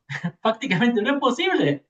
No le puedes pedir transparencia a ChatGPT como le puedes pedir, no sé, al algoritmo de, qué sé yo, de una tienda de dulces que tiene un algoritmo bastante más casero. ¿Me decís, Claudina? Entonces, yo creo que la primera cuestión que tenemos que elucidar en esto es cuáles son las posibilidades fácticas concretas de, por ejemplo, este algoritmo o inteligencia artificial generativa o lo que fuera, comprenderlas técnicamente, por más que no seamos científicos de datos o nada por el estilo, por no comprender más o menos cómo funciona, así a grandes rasgos. Y después vemos lo normativo, porque si no, estamos condenados a ser normas completamente ineficaces. Yo creo que las directivas europeas son un fracaso y van a llevar a la inteligencia artificial que se desarrolle por fuera de Europa. ¿Por qué? Porque son impracticables, porque justamente se basan en un conocimiento que se construye de espaldas a lo fáctico y se concentran en lo honestamente normativo. Que vos lo ves en términos normativos, está muy bueno. Vos decís, bueno, claro, tienen que ser transparentes los algoritmos, tienen que explicar a la gente cómo se nutre esa información, cómo dan este resultado, tal. Pero cuando vas a hablar de bifes, te das cuenta que casi ningún algoritmo de los potentes funciona así. Todos tienen caja negra. Entonces, desde ahí me parece que tenemos que ser normativos, pero conociendo cómo funciona tal cosa. Por eso yo digo que para mí, diciendo un poco como Franco, más que concentrarnos en el derecho a la explicación, que lo veo con posibilidades fácticas muy limitadas, y por ende normativas escasas, ¿qué va a guiar eso? Que es impracticable, ¿no? Yo, por ejemplo, concentrémonos más bien en derecho al olvido. Eso sí, tiene que ser una batalla más importante que librar que la explicación, precisamente porque es más fácticamente posible y por ende normativamente más deseable. Y lo mismo, Luciano, nos sí. quedan 3 minutos porque la tecnología nos va a echar, nos van a cortar la transmisión. Entonces, Matías, si tenés 1 minuto para decir algo. Me viene bien porque voy a ser súper breve. Entonces, yo creo que lo que señalás, Claudina, es muy válido. Evidentemente todavía no tenemos las herramientas conceptuales y normativas para tender este puente entre lo que es fácticamente posible y normativamente deseable. Pero bueno, esto implica responder o tratar de ver en realidad, yo quizás disiento aquí con Luciano, pero no del todo, en el sentido de que, bueno, quizás en la explicabilidad nosotros depositamos alguna exigencia para la gobernabilidad democrática y hay que tratar de, más que desecharla, reconstruirla de alguna manera que nos haga dar cuenta cuáles son las expectativas que tenemos o qué le estamos pidiendo al derecho que haga cuando le pedimos que sea este algoritmo o las decisiones exigibles. Por eso me parece muy, muy válido este ambiente del derecho administrativo porque nos da algunas puntas para seguir investigando, profundizando estos valores, por ejemplo, el del acto administrativo. Cierro acá. Gracias. Gracias, Matías. Bueno, gracias a todos por haber estado en esta jornada. Y daría a la señora presidenta de la Asociación Argentina de Derecho Administrativo, que además nos facilita toda la tecnología de la Universidad Nacional de Rosario, de la cual ella es secretaria de la Facultad de Derecho. Así que, Analía, te dejo la palabra, por favor. Y solamente les recuerdo que el 24 de julio tenemos un diálogo fantástico sobre cuestiones actuales del urbanismo entre un profesor de Coruña, el profesor Juan Raposo, y un profesor de la Universidad Nacional del Litoral, el profesor doctor Gonzalo Sosa. Analía. Sí, deja de ponerme cargos, no soy secretaria de mi facultad. ¿No? Bueno, pero a mí me No gustaría puedo. que lo sea, que Bueno, sos consejera. eso te gustaría. No me pongas más cargo de lo que tengo, que ya no me alcanza el tiempo. No, El simplemente sello. para despedirlos, agradecerles un montón, recordarles, 16 y 17 de octubre tenemos las Jornadas Nacionales de Derecho Administrativo en la UBA, están todos invitados y visiten la página de la asociación, hay un montón de información allí sobre toda la Agenda 2025. Y en unos días más vamos a subir también la 2026. Así que lean, ingresen y sean parte de la asociación. Muchísimas gracias por participar. Bueno, Franco, podés Muchas echarnos a gracias. Muchas todos. gracias. Chao, gracias a Hasta todos. la Chao, próxima. muchas Buenas gracias. noches.